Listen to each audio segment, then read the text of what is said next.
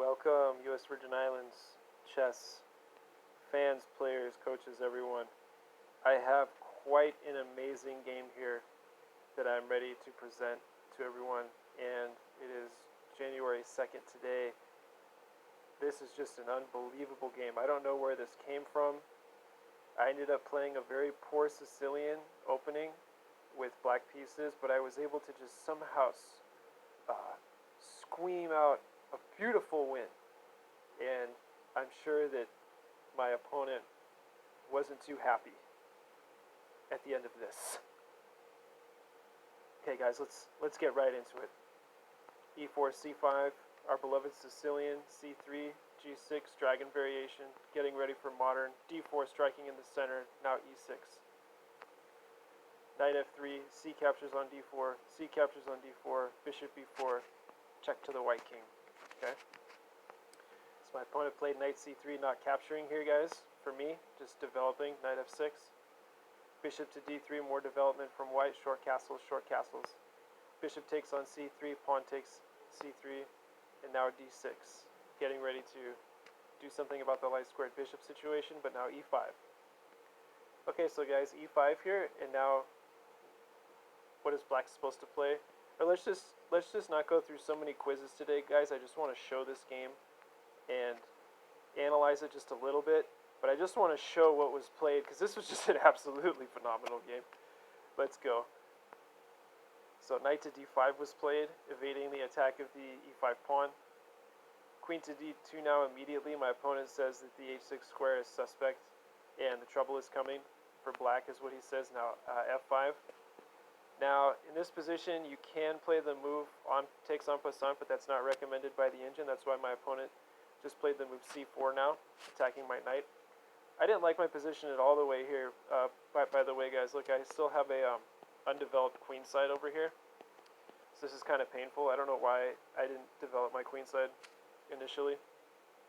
So now we have queen to H6 as promised, queen to E7, and now bishop to G5 attacking the queen. Now queen to G7, offering this in exchange of queens, and after check, king to G8, and everybody's okay. This can happen, and there's really no problems here, and black is doing okay, just despite not being developed at all with the starting queenside tools. So we didn't see that in the game, guys. Instead, we saw queen H4 dropping back. And let's get right into this now, guys. This is just unbelievable. D5, you guys are in for a treat. Bishop F6 now, of course, attacking the... and bishop to F6, by the way, was a very bad move. And the engine recommends that you go to D7 is best. And we'll see why bishop F6 is no good. Okay, so now C5, guys, attacking my kingside horse. That got all the way to B6 square somehow. So now knight A4. Check out what I did to the maneuvering with my knights in this game, guys. Just unbelievable. So rook from F to B1 was probably a decent move. Knight C3 now, just attacking that rook that got developed. That's what my knight was doing. Rook to B3, and now look at this maneuver, guys. Knight to E4, putting pressure on the dark square bishop. So that's why in this position my opponent just captured with his bishop, and now D takes into E4, and my opponent played knight to G5. And the H7 pawn is actually covered, and H5 is actually supposed to be played immediately here, but I don't think I played that just yet.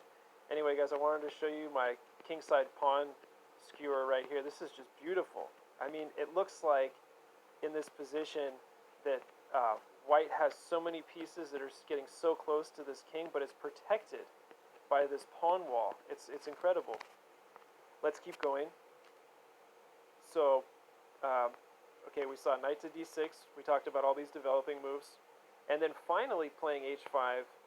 And this just cuts off the whole attack now.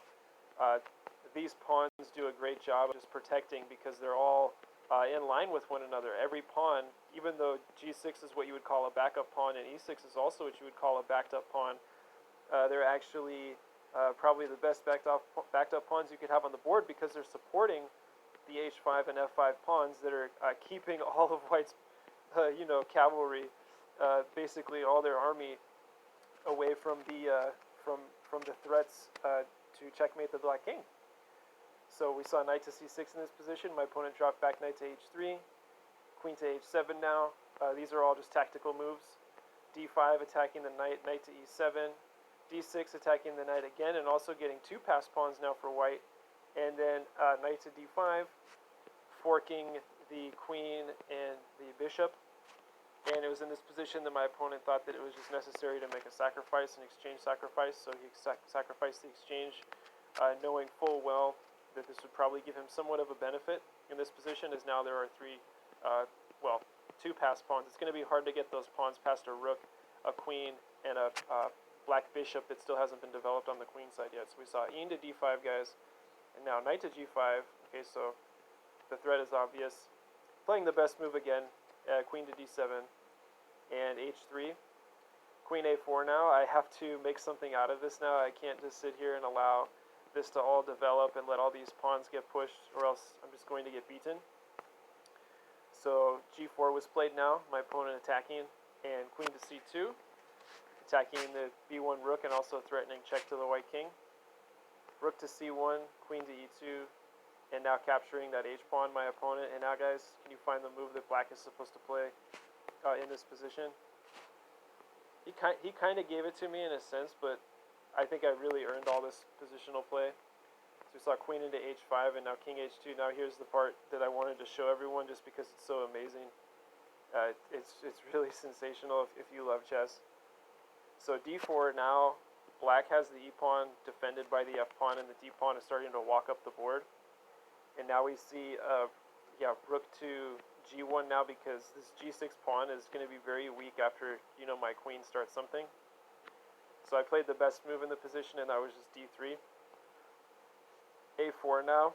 a4 because, guys, my opponent can't do anything with these pieces. They're not coordinated. They're backed up by the e5 pawn, but they're not doing anything. The queen is behind the knight is behind the bishop, and what is the bishop doing? Not really too much. Again, you can't push these pawns yet. It's too early. You can't even push the d-pawn now because the bishop is doing such a great job on c8 square. So this is why d3, a4, now pushing for something, and queen e2 was a good move now, saying, well, you can't push the g-pawn, and here comes the attack, guys. I have a pawn now here on the d file that's 2 squares away from queening, and so knight to f3 was the move that my opponent played, guys, because what he wanted before the check was to check here with the rook. He opened up the file for that. That's why he did that. And actually, in this position, of course, well, you could just take here with a pawn. But that's actually not recommended by the engine, as that would be like an epic fail. So instead, capturing and also gaining a tempo with check, king goes back to h1, my opponent's king. And rook to f7, as there was no way to properly defend the g6 pawn. So now after rook takes, we see king f8, queen h6 check. Now the king has to move, forced to go to 1 square, e8 square, queen h8 check, king d7, and this is just amazing, guys. This is exactly what I wanted to show everyone at Virgin Islands Chess at Home and Abroad. Tell me what you guys think of this game. This is incredible. So white has a rook, a bishop, and a queen all on black's second rank. And after queen to d8, playing the best move in the position, queen to c6, guys, and there's still no mate. Look at black's king and look at all of white's pieces here.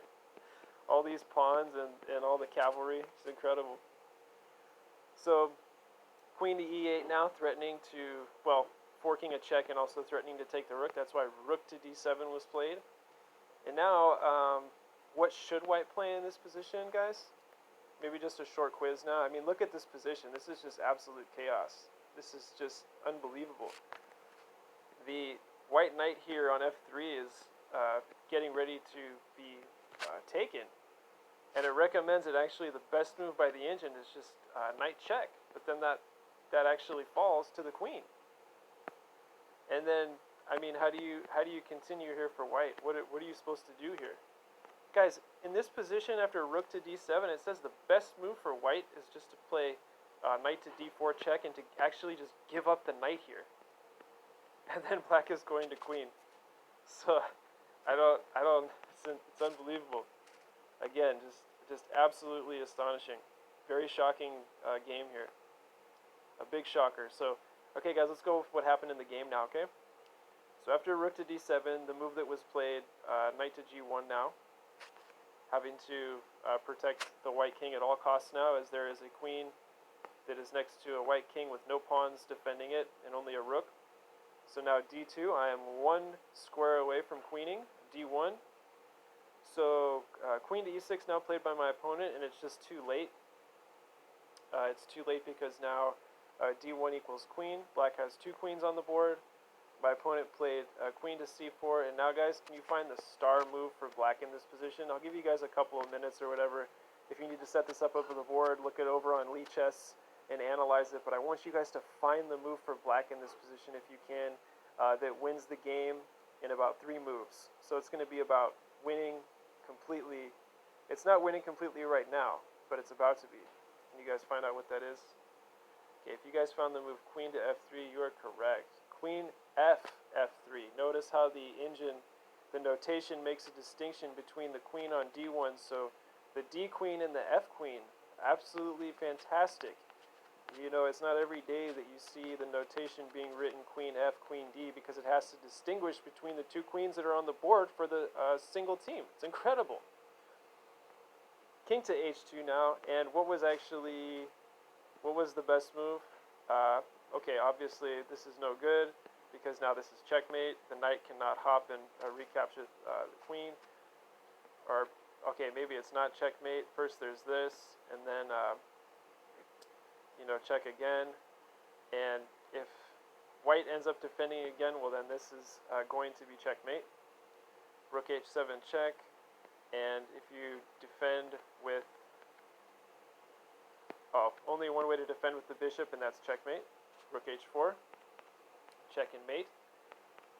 So in the game, we just saw king to h2, queen to d2, now check, and it is the queen on d2 that is checking the white king now. And the only defense, as there is no other square to go, well, there is no square to go for the king, that's why the knight has to defend here, guys. And then it doesn't matter what queen you capture with. I captured with the d queen here, and now after, let's just say you basically move somewhere, then the queen is hanging. So actually it recommends that queen takes queen, and then after queen takes, king just has to go somewhere, or rook can defend. But yeah, I think this is finished now, guys. So we can stop here. Let's just go through this notation one more time here in the virtual analysis. Let's show the pieces once again, and where the onslaught, where the attack came from white, guys. Awesome job if you participated and got through this video, by the way. This was just like more than a Sicilian defense. Really coming out with just some very, very strange moves and some insane knight maneuvers by myself that led to this position. Let's go back here to queen a4, right? And after g4, well, attacking the rook now, so you have to do something about this. And after taking that h-pawn, which was what he wanted to open up the king side, now just queen recaptures because I was on that e2 diagonal. And this is just so complicated now, d4. The complications just make me so happy because, I love chess so much, you guys, and I love sharing my games from the FIDE Online Arena with you guys. So this was a capture, again, opening up for the check here. And that's exactly what happened. And let's look at this attack again. Queen h6, queen e3, queen h8 check, and there's no mate. there's no checkmate for Team White. It's so sad. And knight to g1 and d3, d2, and yeah, there it is, guys. So we showed that little winning combination as it does at the end there, guys. This was about a 14.5-minute video. I want to thank everyone for participating. Colin Heim, your guys' US Virgin Islands operator with Chess Expansion Project 2021. Much more to come on the other side, guys. Really, really enjoyed this one, guys and girls, for everyone. And don't forget to register with the online portal for our use. We would like all our students to participate who want to compete and grow and get better and develop their chess skills online until we get to playing over the board again at the end of the new year, guys. Okay, so thank you very much. Everyone take care, and see everyone on the other side. Take care, guys. This is Colin. Bye-bye for now.